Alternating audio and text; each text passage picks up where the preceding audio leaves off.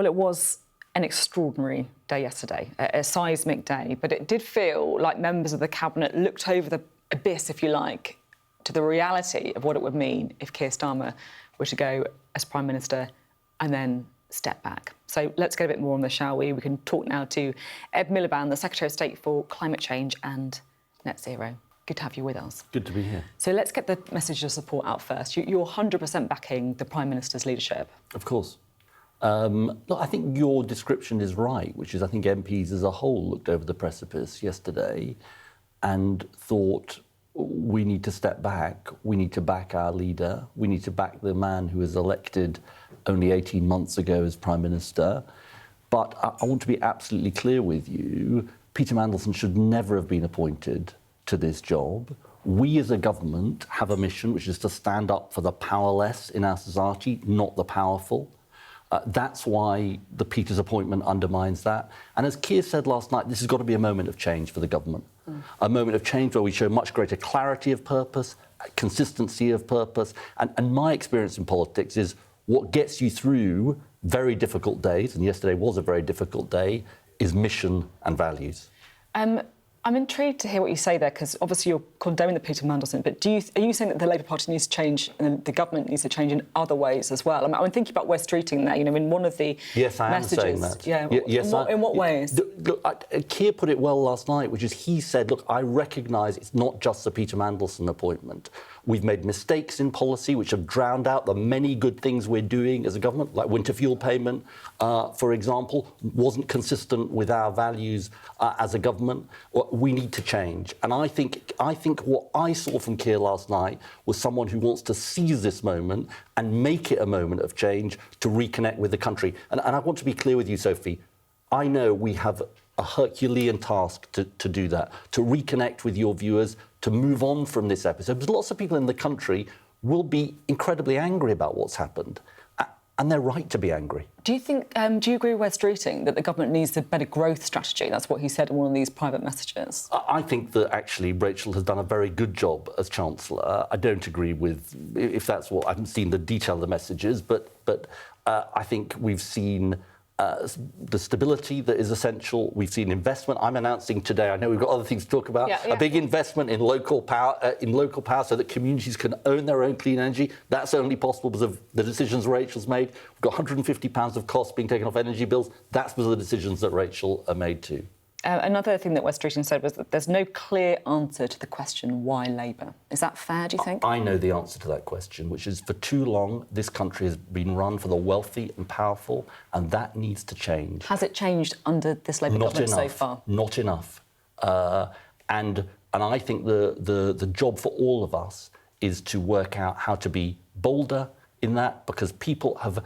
the biggest issue we face as a country, and your viewers will face this, is that for nearly 20 years now, we've had a long-standing cost of living crisis, not just a few years when Russia invaded Ukraine and bills went through the roof, and people are hurting.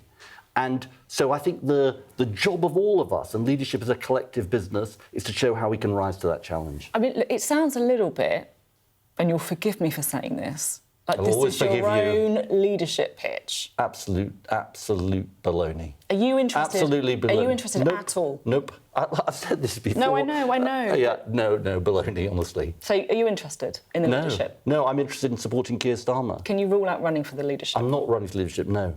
Can you rule out running for the leadership? I'm not running for the leadership. I know you're not running for it right now, but can you rule out running for the leadership? Yes, I'm not going to run, yeah. The Sun reported a Labour source saying Ed is preparing to run again. He's told people, despite what he says when he's interviewed. Are you lying to me, Miliband? Such a reliable newspaper. Are you lying to me? Of course I'm not. Don't be ridiculous. I did the job before. I've said before, I think to you, that it inoculated me against this. I'm interested in supporting Keir. That's the duty we all have. And I think, look, there is an important point here, because your correspondent made reference to this.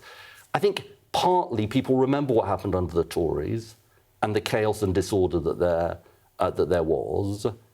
We don't want to go down that road. I'm just interested to know about how things unfolded yesterday, because we had this extraordinary spectacle of Anas Sarwar, the leader of the Scottish Labour Party, coming out and calling on Keir Starmer to go. How do you feel towards Anas Sarwar this morning? You angry? Anas is my friend. I think he made a wrong judgment yesterday. I don't agree with him. I don't think it was helpful what he did, to put it mildly. But we move on from that. And I think what you saw was actually, and genuinely, look, I've addressed these parliamentary Labour Party meetings as leader. There can be an ordeal. I think you saw a will among the people there to get behind Keir, give him the time and space to reset the government and show the clarity of focus. And by the way, it was a different Keir last night. It was a more liberated Keir. It was the Keir I know. Decency, integrity, knew what he was fighting for with great clarity, more of that. Just to go back to Anas Sarwar, at what point did you find out yesterday what he was going to do? It was probably a Sky tweet, probably. Okay. You know what I mean? I don't know. The reason I ask is because it reminds me a bit, I think it's fair to say, about, do you remember when, or you will definitely remember when James Purnell, ancient history, James Purnell resigned over Gordon Brown's leadership, and he I remember it well so. Because my wife was in Labour at that point with my first child, and so I had other priorities. He resigned expecting David Miliband was going to follow him, right? And do you think that's what's going on here with Anas Sarwar? He made that call expecting the cavalry were going to come behind, because he's close to Wes Streeting, right? I don't know. Look, I'm not going to get into the Kremlinology of all that. I think this is about the country, and I think it's so important, which is our job. We were elected to change the country, right? That's what your viewers want us to do. Your viewers aren't interested in who's up, who's down. They're interested in how we change the country. Team Wes have hit out at number 10 for briefing he was behind the Anas Sarwar move. At the same time as Wes was in an interview saying Keir needed a chance to set out his case and his plan, number 10 was briefing that Wes had told Anas Sarwar to make his statement. That is the problem. MoveOn.org. I mean, let's just get on. Let's just move past all this. Honestly, I mean, all of this. Come on, we've got to focus. And I'm saying to our colleagues, don't focus on yourselves. Focus on the country.